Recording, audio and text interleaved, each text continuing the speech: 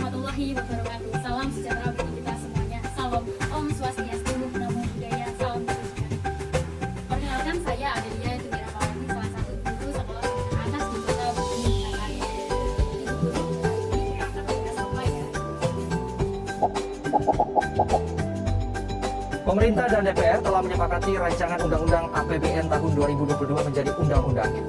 Coba kita lihat fasilitas yang memadai, pelayanan kesehatan yang baik, pendidikan yang mumpuni. Nah, itu yang dilakukan oleh uang kita, APBN, anggaran pendapatan dan belanja negara. APBN uang kita bersama Guru Indonesia Maju. Jadi sudah tahu ya, kali ini kita akan membahas mengenai apa, yaitu mengenai APBN, anggaran pendapatan dan belanja negara. Lalu, apa sih APBN? Langsung saja kita temadai. Dalam konstitusi kita, yaitu Undang-Undang Dasar Negara Republik Indonesia tahun 1945, dijelaskan mengenai APBN, yaitu pada pasal 23 ayat 1 dan pasal 23 ayat 2. Nah, pada pasal 23 ayat 1 berbunyi, anggaran pendapatan dan belanja negara sebagai wujud dari pengelolaan keuangan negara ditetapkan setiap tahun dengan undang-undang dan dilaksanakan secara terbuka dan bertanggung jawab untuk sebesar-besarnya kemakmuran rakyat.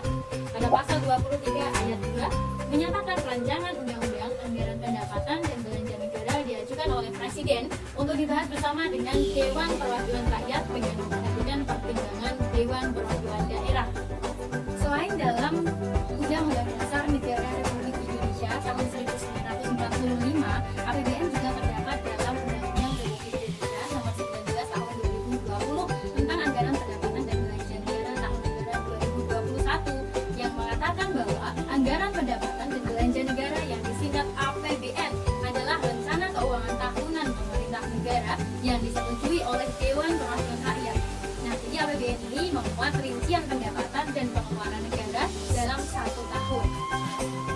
Jadi kalau kita membicarakan mengenai APBN, seperti halnya kita membicarakan anggaran belanja di rumah masing-masing. Kalau di rumah tangga, itu adalah pendapatan dan belanja di keluarga. Kalau negara, tentu saja pendapatan dan belanja negara. Tujuannya apa sih APBN ini? Nah, coba kita simulasikan di keluarga. Kalau di rumah tangga, tujuannya adalah untuk kesejahteraan rumah tangga itu sendiri. Kalau untuk negara, ya seharusnya untuk kesejahteraan seluruh rakyat Indonesia. Sebagaimana yang termuat dalam pembukaan Undang-Undang Dasar Negara Republik Indonesia tahun 1945, yaitu antara lain memajukan kesejahteraan umum dan mencerdaskan kehidupan bangsa. Tentunya semuanya tidak akan terwujud jika tidak ada APBN. Dan untuk itu diperlukan kontribusi dari seluruh masyarakat sebagai warga negara, baik dari sisi pendapatan maupun belanjanya. Baik, saya sudah paham kalau APBN di keluarga menjadi tanggung jawab keluarga, kalau APBN negara menjadi tanggung jawab seluruh warga negara Indonesia. Lalu, kalau saya ingin mengakses atau mendapatkan informasi mengenai APBN bisa di mana ya? Nah, kita bisa mengakses informasi mengenai APBN di kemenkeu.go.id. Ketika kita mengakses website kemenkeu.go.id, nanti kita akan mendapatkan informasi mengenai APBN. Berikut adalah profil dari Menteri Keuangan, Ibu Sri Mulyani.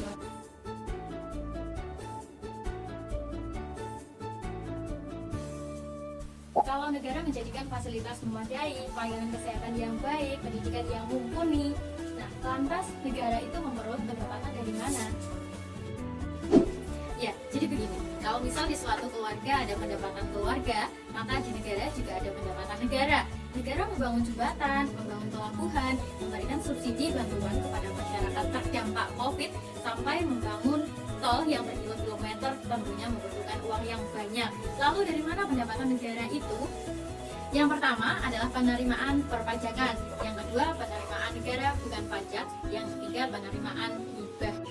Nah, kita sekarang bahas satu persatu dari penerimaan perpajakan. Pajak ini merupakan sumber pendapatan yang paling besar di Indonesia.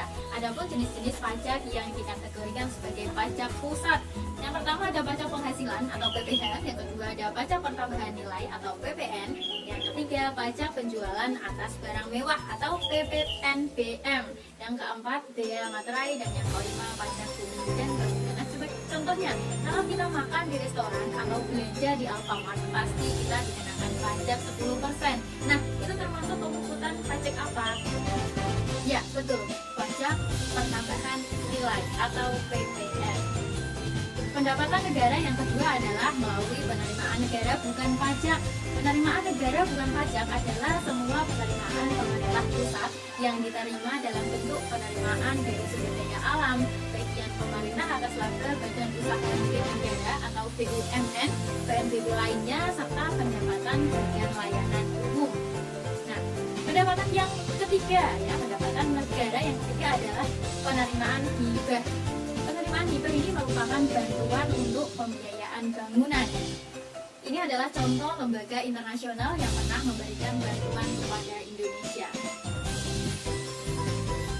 Kemudian pendapatan negara itu digunakan untuk belanja apa saja sih? Iya, terima kasih atas pertanyaannya. Tadi pertanyaannya, pendapatan negara itu digunakan untuk belanja apa saja ya? Belanja negara terdiri atas belanja pemerintah pusat dan transfer ke daerah. Belanja pemerintah pusat ini sendiri meliputi pembiayaan belanja pegawai, belanja barang, belanja modal, belanja utang, subsidi, hibah, bantuan sosial, dan belanja lain-lain. Nah, banyak sekali ya kebutuhan dari negara kita. Nah, kemudian transfer daerah meliputi dana perimbangan, dana insentif daerah, dana keistimewaan DIY, dan dana otonomi khusus. Dan ada yang penting lagi, yaitu dana desa. Tadi Ibu Guru sudah menjelaskan mengenai pengertiannya.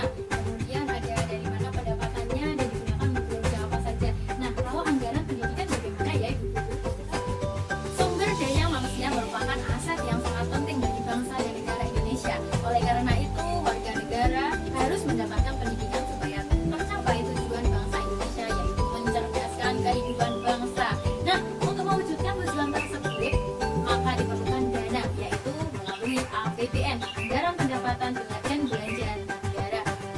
Kita perlu tahu sesungguhnya tugas dari pendidikan itu bukan hanya mempersiapkan anak untuk mendapatkan pekerjaan, namun juga mempersiapkan generasi penerus yang berkualitas yang akan meneruskan budaya kita sesuai dengan nilai-nilai Pancasila.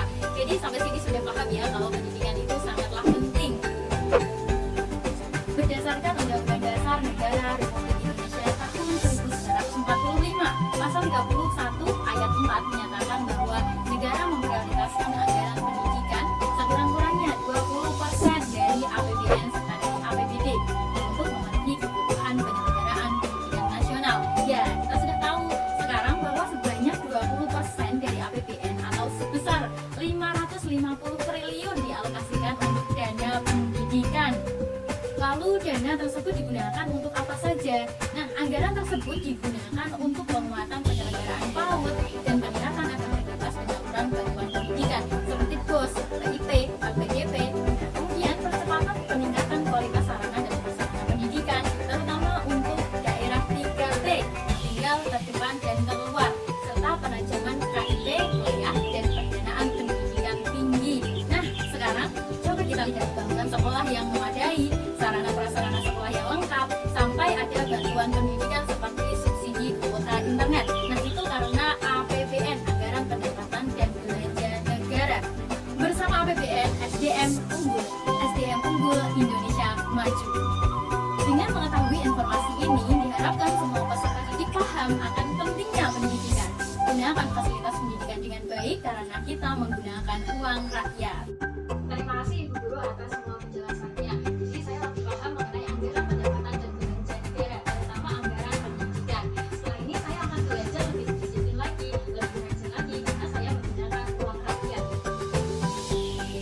Sampai di sini materi kita tentang APBN. Semoga apa yang saya sampaikan bisa bermanfaat. Sampai bulan kelompok kupat channel itu cegah semanten agar Allah menawi lepat nyuwun pangapura. APBN uang kita bersama Guru Indonesia Maju. Sekian dan terima kasih. Wassalamualaikum